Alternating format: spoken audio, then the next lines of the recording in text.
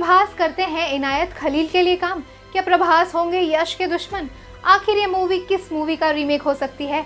नमस्कार दोस्तों, मैं हूं आपकी होस्ट पंखुरी और आप सबका बहुत बहुत स्वागत है बॉलीग्रैड स्टूडियोज़ में। दोस्तों, वीडियो शुरू करने से पहले आप सबके लिए एक बहुत ही इंपॉर्टेंट इन्फॉर्मेशन है। अगर आप भी सिनेमा की दुनिया से जुड़ना चाहते हैं, काम करना चाहते हैं, तो हम आपके लिए एक बहुत ही बेहतरीन मौका लेकर आए हैं। डिस्क्रिप्शन बॉक्स में दिए हुए जॉब लिंक पर ज़रूर क्लिक कीजिए और इस अपॉर्चुनिटी का भरपूर फ़ायदा उठाइए।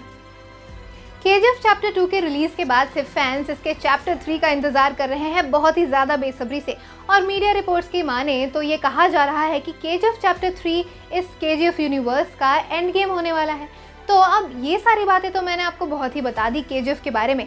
आज मैं आपको बताती हूँ कि क्या सालार केजीएफ का पार्ट हो सकता है या नहीं, और क्या होगी इसकी टाइमलाइन और क्या होगा इसका स्टोरी लाइन। तो वीडियो शुरू करने से पहले आपको ये बताऊं कि सालार का केजीएफ से कनेक्टेड होने के लिए 3 केसेस बनते हैं। पहला ये कि प्रभास का कैरेक्टर फरमान का होगा, जो कि इस मूवी में हमें दिखाया जाएगा और केजीएफ से कनेक्शन रखता है। दूसरा ये कि प्रभास का कैरेक्टर बिल्कुल ही अलग होगा, लेकिन ये किसी न किसी तरीके से केजीएफ से कनेक्टेड होगा। और तीसरा ये कि सालार एक बिल्कुल ही इंडिपेंडेंट मूवी होगी, इसका कोई कनेक्शन नहीं होगा केजीएफ से। तो सबसे पहले बात करते हैं केस 1 की, यानी कि सालार में फरमान का कैरेक्टर प्रभास प्ले करेंगे।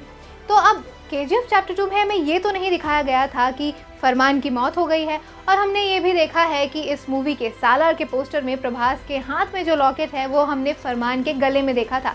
वो सेम लॉकेट है और कई तरीके से बैकग्राउंड भी मैच करता है केजीएफ की कहानी से। तो ऐसा हो सकता है कि फरमान का कैरेक्टर ही प्रभास हो और आगे जाकर इस मूवी से हमें उसका कनेक्शन दिखाया जाए। तो इस हिसाब से सालार की टाइमलाइन केजीएफ 3 के साथ मैच करती है, और हमें ये भी दिखाया जाएगा कि रॉकी किस तरीके से जिंदा बचा होगा।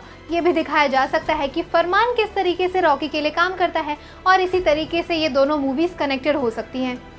अब अगर बात करें दूसरे केस की, जिसमें ये बात हो रही थी कि सालार का कैरेक्टर बिल्कुल अलग होगा लेकिन केजीएफ से कनेक्टेड होगा, तो इसमें ऐसा हो सकता है कि सालार यानी कि प्रभास का कैरेक्टर या तो इनायत खलील या तो गरुड़ा के लिए पहले काम करता रहा होगा, और यश से अभी तक उसकी मुलाकात नहीं हुई है। यानी कि ये टाइमलाइन होगी 1970s की, और उसमें ऐसा दिखाया जाएगा कि तब तक यश को केजीएफ के गोल्ड माइंस के बारे में पता भी नहीं था, और प्रभास का कैरेक्टर या तो गरुड़ा के लिए काम करता था या फिर इनायत खलील के लिए। और हमने पोस्टर्स में भी देखा है कि प्रभास का गेटअप जो है वो ब्लैक कपड़ों में है, और हमने ये भी देखा है कि इनायत खलील के सारे आदमी ब्लैक कपड़ों में ही दिखाई देते हैं। तो इसीलिए ये कनेक्शन भी इस फिल्म में दिखाया जा सकता है। और अगर ऐसा होता है तो यश और प्रभास एक दूसरे के आमने सामने होंगे और ये टक्कर काफ़ी देखने वाली होगी।